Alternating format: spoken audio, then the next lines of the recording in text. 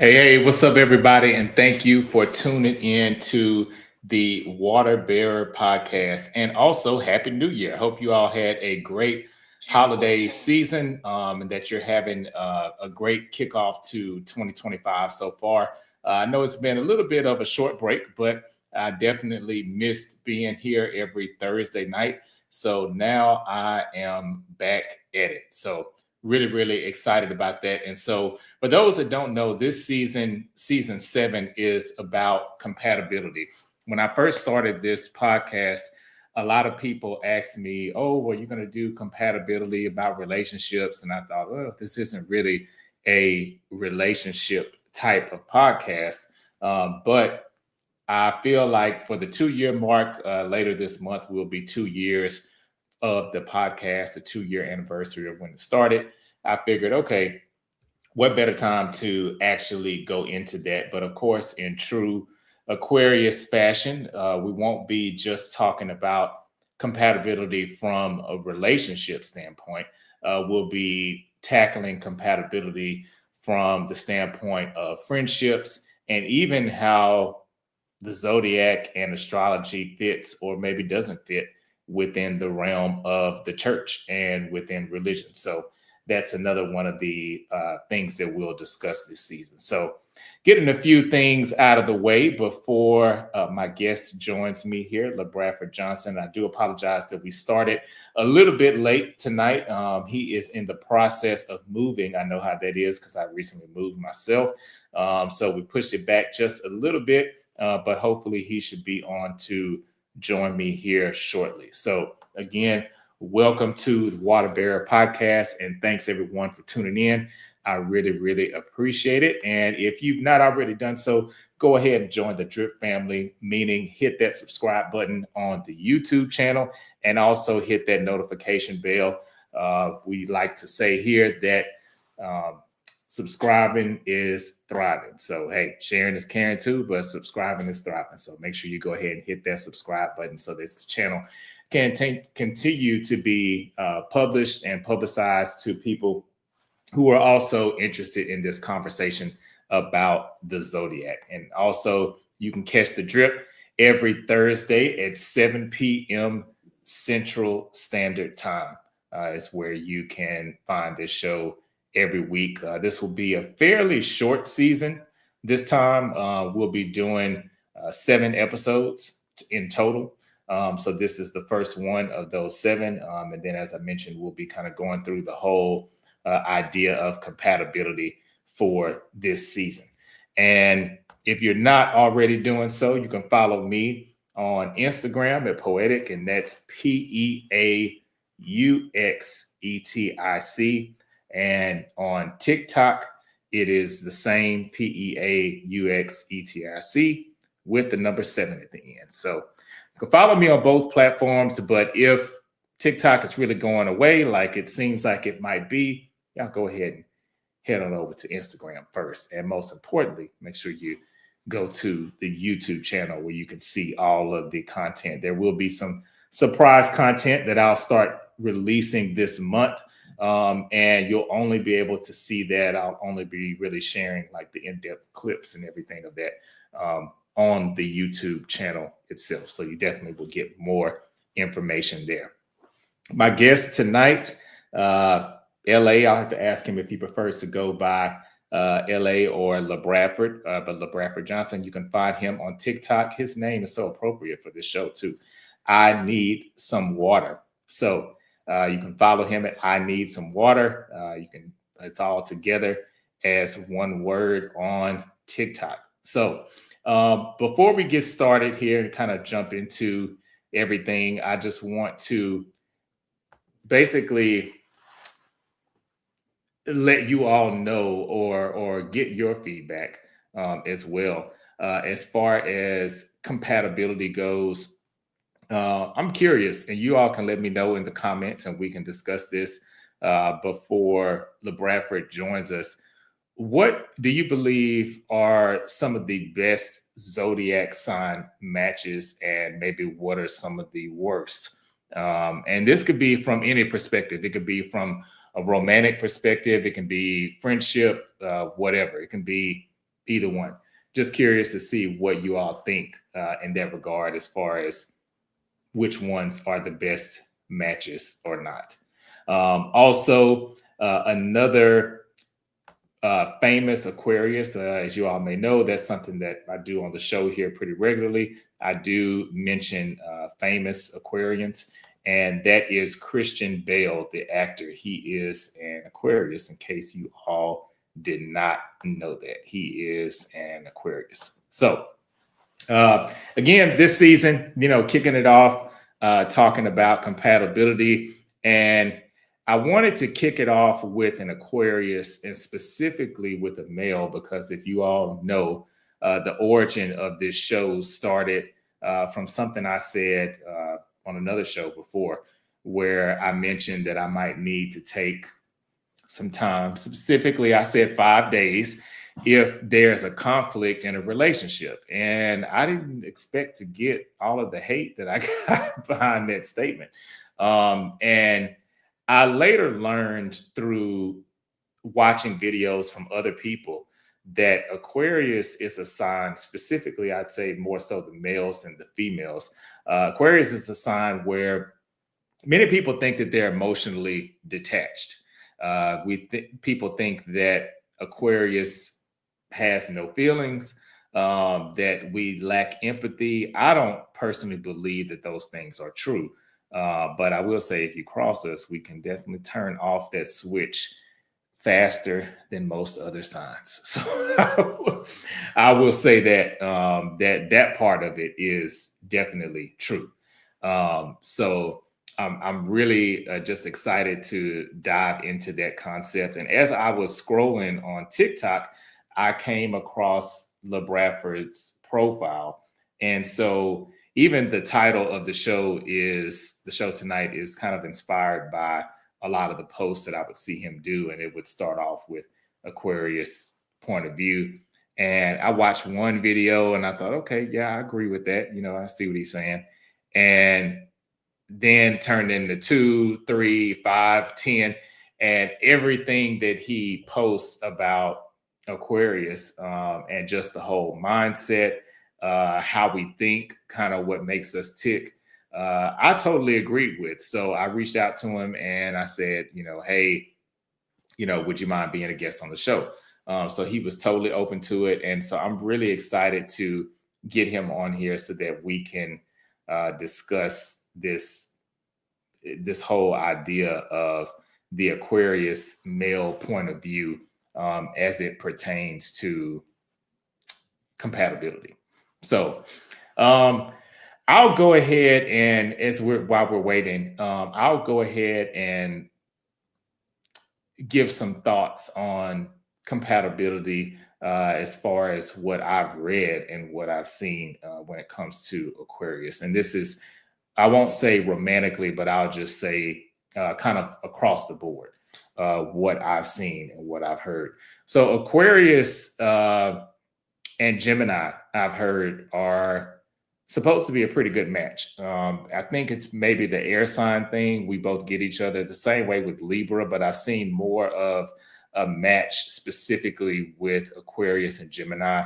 I think the air signs, all three, Aquarius, Gemini, and Libra, tend to get a little bit of that rap of being a little flighty, sometimes head in the clouds, very intelligent. And a lot of times we prefer mental stimulation over anything else, or more so, I should say, the mental stimulation is a gateway, so to speak, to other things that we may like or that we may be stimulated by. So if you don't have good conversation or anything like that, any kind of mental stimulation for an Aquarius, it's just not going to work. I mean, just point blank. I don't really see there being any compatibility there if you don't have that to bring to the table. And I would say I've heard that Leo is also compatible. Sometimes the ego side of Leo, don't y'all get mad at me. Sometimes can be something that may be a bit of a roadblock with Aquarius. And I think from the Leo's perspective, they may also feel that with an Aquarius, uh, we can be too structured, which is interesting because Aquarius is ruled by, if I'm not mistaken, it's Saturn and I think it's Uranus. So it's two different planets. So while Aquarius can be flighty, we can be, head in the clouds, we can be kind of emotionally aloof. And Aquarius can also be very structured, very tunnel vision. I've been guilty of that so much in the past. So I've worked better or worked to get out of that in my later years, I would say. And, just on the brink of 40 here in the next few weeks. So I think I've gotten better with that. But I will say that it's a thing. It's a thing that, and I think for somebody like a Leo, they're very ambitious. So I feel like in that regard, an Aquarius and a Leo are very compatible. But a Leo is, I feel like, a little bit more flashy, a little bit more center stage, where Aquarius is much more comfortable being behind the scenes. So sister signs or opposite signs, I guess you could say, on the wheel of the zodiac. But it could work and it may not work. I don't know. That's just kind of what I've heard. The signs that I've heard, and I'll just name two just for the sake of time. The signs that I've heard that are maybe not as compatible are Taurus and Aquarius. I've heard that, which they're both fixed signs. I get along with Taurus pretty well, actually. And that's why I say that some of this you have to take with a grain of salt in regards to when you were born, like what day, your environment. I also feel like the zodiac signs of your parents have a big role in this as well. So both of my parents are Virgos, Virgos and Sagittarius. So I feel like I innately picked up some of those traits as well, just because of my upbringing. And there's no absolute science to it, but I have read that Taurus and Aquarius, just more so on the romantic front, don't always see eye to eye. Again, though, on the ambition front, Taurus is very, I mean, they're top tier. And like I said on this show several times, I've never met a broke Taurus. So a Taurus can definitely teach all of the signs some things about how to get money, how to keep money. I think that's one of their biggest strong points. And they have this sense, or this, I feel like they have a desire for the indulgent and the more the finer things of life, and they know how to get it. Not only do they want it and they crave that, I feel like they know how to get that. And it's not, I don't think it's materialistic, but I just think they just like, the finer things, maybe a little bit more prone to that than some of the other signs. Another one that I've heard that is not necessarily a good match, and I feel like this could be a whole episode by itself, is Aquarius and Cancer. And the reason why I've heard that before, I think, is because of the emotional uh, availability, or the empathy or lack thereof on the Aquarius's end, what some people believe. I personally click very well with Cancers. And there's a little bit of a fascination on my part. If there's anyone that's an Aquarius here or Cancer, feel free to weigh in on the comments on what you think. But I feel like, as an Aquarius, I admire the emotional maturity of a Cancer. And what I mean by that is, I don't think that Aquarians are emotionally immature. I think we're very mature in the sense that we're able to set aside our emotions and really put logic at the forefront, which, to someone who is emotional, which you know typically would be more so your water signs, like the Cancer, Pisces, and Scorpio, that can kind of get on their nerves because whereas the Aquarius operates more in logic, I feel like those signs operate more in emotion, and that's more so with Pisces and Cancer. I would say those two more, a little bit more so than Scorpio. I feel like they keep their emotions a little bit more buried, in my opinion. But with Cancer, I feel like if there's a mutual respect there for the way emotions are conveyed, that can be a very powerful combination. That's just my belief. I feel like although it's contrary to some of the things that you may read when you see Aquarius and Cancer, they may say it's not necessarily the best match, depending on where you're getting the information from. I do believe that it can actually be a good match. And again, I think there just has to be a respect there on both parties, both sides, for exactly how they handle their emotions. That's just my particular thought. So yeah, so y'all feel free to weigh in and let me know what you think, and if you agree or disagree with that, and see what are some of the most common or the most compatible signs. Another thing that I've encountered that I think is really interesting when we talk about compatibility, just me as an Aquarius and looking at the other signs, is I've heard a lot of people say that two Leos are not meant to be in a relationship together, which I get it, because you have two people who are very headstrong, and that could go really wrong especially if one of those people does not concede and give up a little bit of that power. But one of my guests last season, Rodney, his wife is a Leo, and so it works very well with them. With Virgos, I feel like, on the contrary, that's a sign where I do see fairly often two Virgos in a relationship together. My parents, I have a very close cousin. Her and her husband are both Virgos. There are a couple of other couples I know that are both Virgos.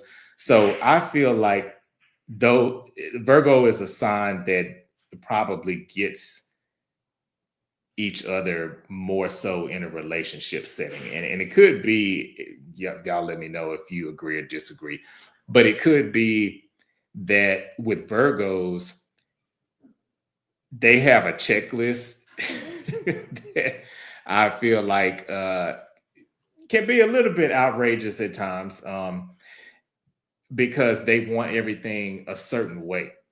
And if they get with another Virgo, then I think there's maybe a little bit of comfortability there and stability in knowing that, okay, this person is bringing to the table what I'm bringing to the table as well. So that's just my personal opinion about them. But some things, just on the Aquarius male front, that I will say as far as compatibility goes, some things that I've noticed, or some things that I particularly like when it comes to compatibility or dislike. I'll start with the likes first, since I know last season we were heavy on the dislikes, or the icks, so to speak.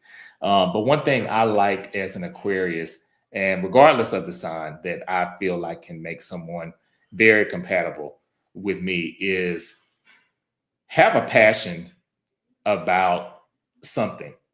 You can't, and I say this all the time, and I've always been this way. I can't be your entertainment.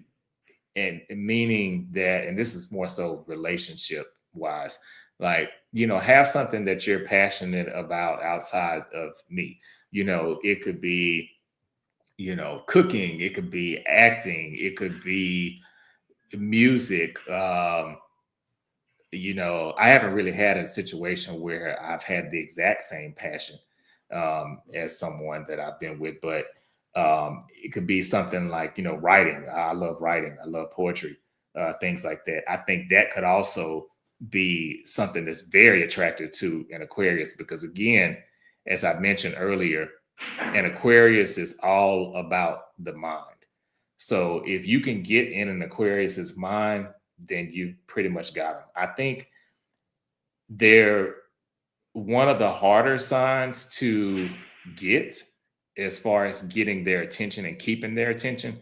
But once you have an Aquarius, you pretty much have them for life or for a very long time until they feel like the vibe is changing, or if they feel like they've told you things multiple times and then you're still not getting it. Then that's when that detachment, I can think of us as Velcro, so to speak.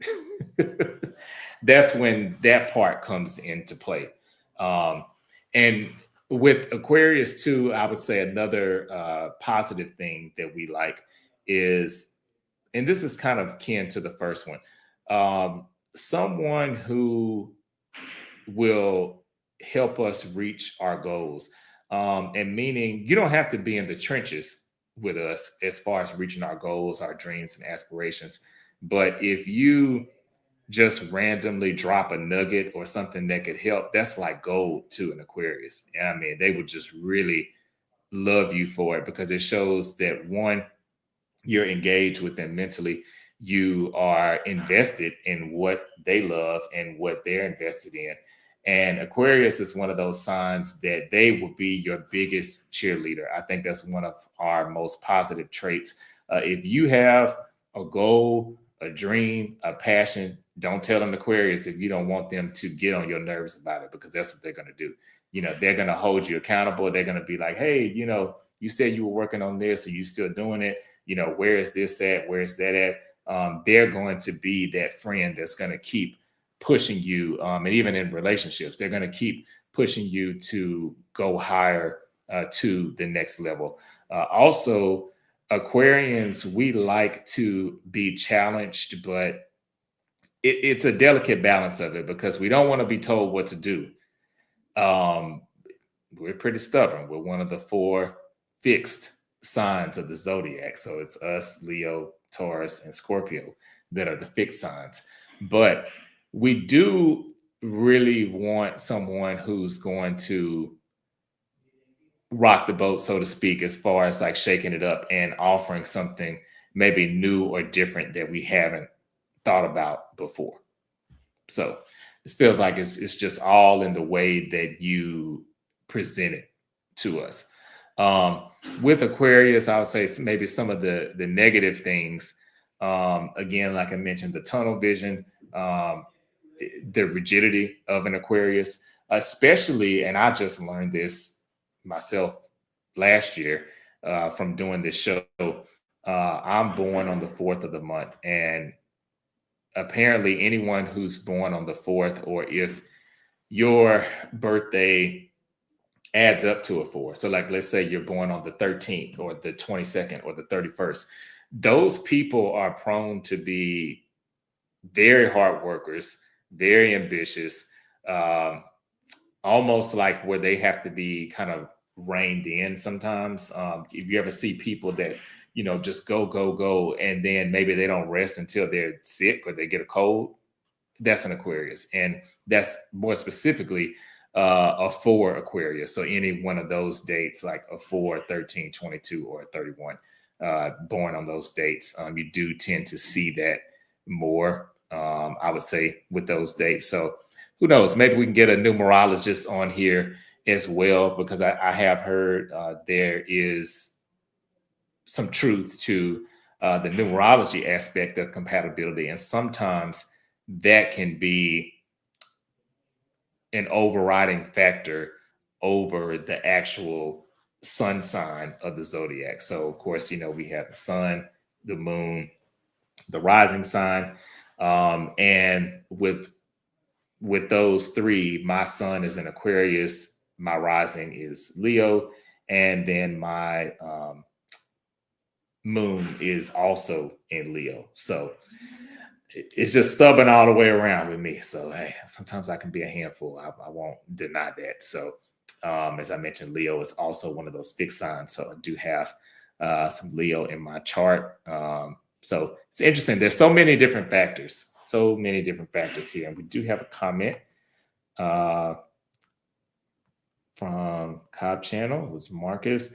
He said Virgos and Capricorns are very compatible. Yes, I would totally agree with you on that. I think, and you can correct me if I'm wrong, but I think, or if you've seen anything differently, I think to me, Virgo, and I think Virgos and Tauruses are very compatible as well for this same reason. I feel like those two signs, specifically Virgo and Capricorn, are very no nonsense. Capricorn, maybe even a little bit more than Virgo to some degree, where I feel like Virgo is a little better at smoothing it over, maybe being a little bit more diplomatic in the beginning. But if they feel like you're not intelligent enough or you're not up to par, then I feel like you see a little bit more of the aggressive side of the Virgo begin to come out and to surface. But Capricorns are blunt. I feel like they're very honest and they're also pretty loyal. I feel like Capricorns are a pretty loyal sign. Predictable a little bit, and I don't mean that in a negative way. But I think for Virgo, and this is just my opinion, I feel like they need a little bit of predictability and routine to some degree. Now you do have some Virgos, I think, that are very into adventure, traveling, and I feel like they're heavy into fashion too. A lot of them, but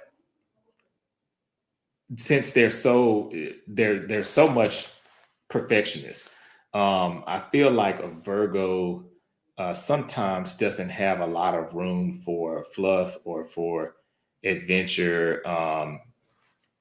And if those signs that are more towards that way, I think that could maybe cause some problems. So, for instance, like a Sagittarius, I feel like is one of those signs who I always call them the honorary air sign because I feel like they're always so adventurous. They also get the rep of being flighty at times, I feel.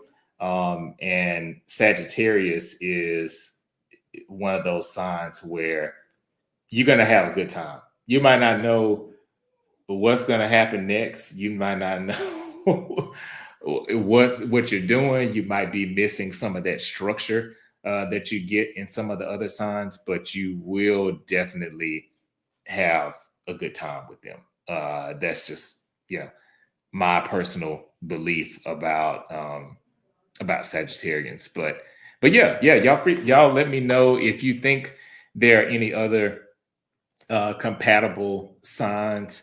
And as I mentioned, I do think there are some signs that are more compatible as friends versus lovers. That's kind of my thought. I do think that sometimes the compatibility is not across the board in both areas. Sometimes you have friends that are or people that are very compatible as friends, but maybe not so much in a relationship. So y'all let me know, what you think in that regard as well.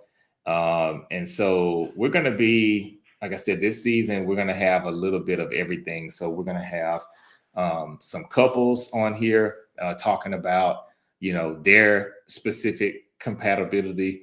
And then maybe some of the highs and lows and struggles and in communication, where I feel like with all of the signs and with the compatibility factor, the communication is typically the biggest piece, I feel, because that's where the breakdown comes in, the communication style. I'll never forget when I was married. I used to be married, and this was years ago. I went through marital counseling. I'm not sure if you all or premarital counseling, I should say. I'd want to retake it now because I'd be curious to know if I would still score the same way. But if you all have ever heard of the 5 love languages, it's such a big thing now for people to say, "Oh, what's my love language?" So I believe it's acts of service, gifts, quality time, physical touch, and I'm missing one. Um, affirmations. And the way I scored, they were laughing at me because they said you pretty much have a 5-way tie. So in my mind, I think it kind of makes me a little easier to love, but some people may think, okay, well, it's harder because I may not be feeling as heavy on affirmations one day as I may be on acts of service. So I'm curious to know too, what you all think of that as far as how that may play into the signs, and the compatibility there as well. So I've never forgotten that. So I'm gonna make that a point this year to retake that, and because I know it's been some years now. So I'd be curious to know if I still would score the same or at least close to the same as I did back then. So that would be really, really interesting to see. So let me see. I do feel like too that with relationships, sometimes you see more of signs of the same element. So, we have air, fire, water, and earth signs are the 4 elements that we're broken into for the zodiac. And when it comes to relationships, I feel like we see more of those relationships maybe within the same element, but with friendships and throughout this show, one thing that I've noticed when people mention their best friends or people who are just, their ride or dies, oftentimes it's someone of another element. So for instance, I'm an air sign. So, maybe my best friend may be a water sign. Um, so that's something that I've noticed. Even in relationships, a lot of times it's not within the same element. It could be, you know, different, different elements there. So, so yeah, just so many different facets of this, and so many different things that we could dive into as far as what makes people compatible, what makes them not compatible. I feel like too, in my opinion, certain life experiences can taint or help compatibility as well, because again, as I mentioned, I'll be 40 next month. So when it comes to friendships, relationships, there are certain things that I just don't feel like I should put up with or want to put up with, just because of past experiences. And some things are triggers. Um, and I think we have to be careful in any relationship, romantic, friendship, whatever. Sometimes we're so easily triggered that if someone does something that resembles something that triggered us before, then we automatically deem that person to be incompatible with us. And that's not, I don't feel like that's always the case. Sometimes if you haven't done the work and the healing on yourself, then you could be really missing out on a great person because you're so stuck on, oh, well, they did the same thing that so-and-so did. Now, of course, if it's a violent type of situation, then yeah, run. Like, don't think about it, just get out. But if it's not that, and if it's something more minor, then I feel like sometimes we do have to give people a little bit of grace and say, okay, well, maybe this isn't exactly what they meant and kind of, give them some grace on it, because everybody has experiences. We're basically the sum of our experiences. So we're all coming to the table with different things that we've experienced in life, in my opinion. Um, with Aquarius males, in this kind of last part here, I don't know, the Bradford may have been a little tied up in his moves, so he might not be able to join us tonight, but I definitely would love to have him on a future episode if he doesn't make it tonight. But with Aquarius males, one thing I've heard is that they're so hard to read emotionally.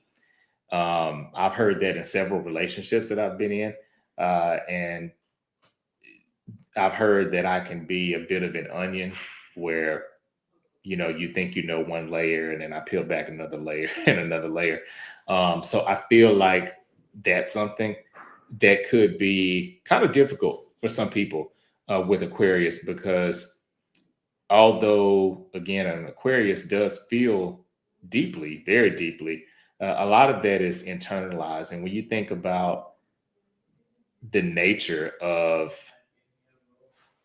the symbol of Aquarius, which is the water bearer, the title of this podcast.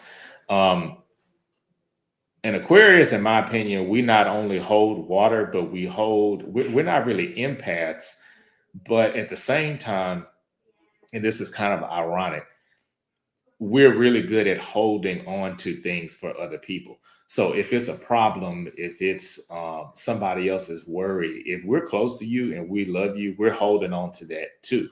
So we have very strong shoulders in that sense, where an Aquarius can hold a lot of things, and it takes a very special person and time and patience for us to pour a little bit of that water out, so to speak, because we're not always so willing to do that. We're not always just readily available to just pour out our feelings in that way. So I feel like also the detachment. A lot of people say that Aquarians are quick to detach. I personally feel like if an Aquarius detaches from you, they've given you many, many warnings. And I'm not talking about subtle warnings where you have to read between the lines, like they've told you. And so by the time that it happens, it is kind of like this clean break. And to the other person on the receiving end, sometimes it may feel as if, oh, they're just heartless. And it's like, well, no, we told you this was coming. But, as the old saying goes, they don't believe fat meat is greasy. So they just keep testing us. So I personally don't feel that an Aquarius using their powers of detachment, as some people would call it, are just willy-nilly. I feel like there's always some thought and some depth behind it. I'm the kind of person too, even with a job, I've done this everywhere I've worked. I'm not going to be the screamer and the hollerer saying, things that I don't like. I will tell you I don't like it. And because usually I'm conveying it in a calm manner, I think that's what gets me in trouble across the board, because where, friendship, relationship, job, whatever, a lot of times people pay more attention to the person that's screaming, unfortunately.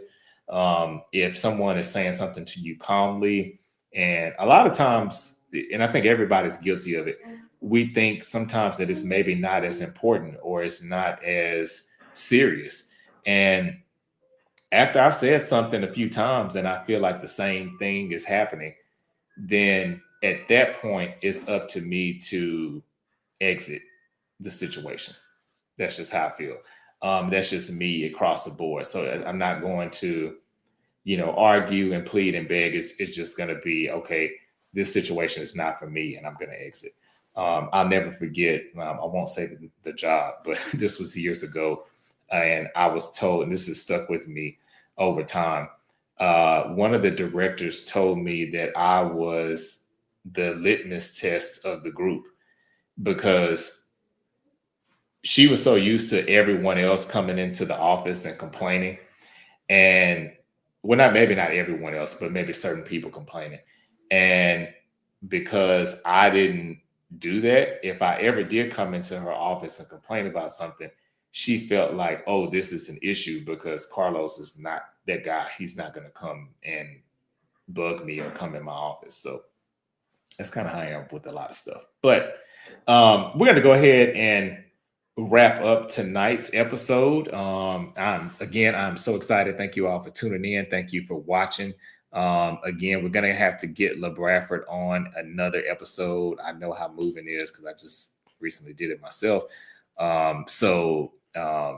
Hopefully he has a successful move, and I am really excited about episode 2. So I'm going to have a Virgo female on episode 2. So all of the Virgos, make sure you check that out. And we're going to be diving into a pretty serious topic, and that is the zodiac signs and astrology and their place in the church and in religion.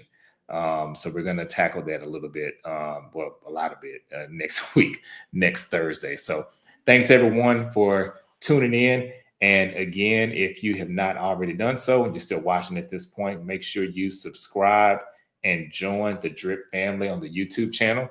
And again, you can catch the Drip every Thursday at 7 p.m. Central Standard Time. So until next week, peace.